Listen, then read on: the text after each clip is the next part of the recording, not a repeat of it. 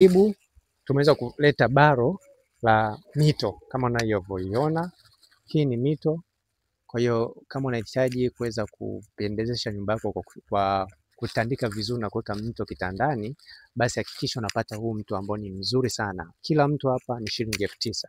Kama unavyoona, kila mto ni shilingi 9,000. Kwa hiyo hakikisha unapata mito ambayo itaweza kukusaidia kuweza kupendezesha nyumba yako, kwa sababu unapokuwa na mto au mito kuanzia miwili na kuendelea katika nyumba yako, ni mito ambayo itakusaidia kama upo katika ndoa ama mahusiano unavyoishi na mke na mume. Kwa hiyo hakikisha unapata. Kila mto mmoja ni shilingi 9,000. Kama unahitaji kupata mto, ni cheki kwenye namba ambayo unaiona katika skrini yako ili uweze kupata mto. Nyumbani Beauty, lengo letu ni kuweza kupendezesha nyumba yako pamoja na muonekano wako. Hakikisha unanicheki kwenye namba ambayo unaiona katika skrini yako.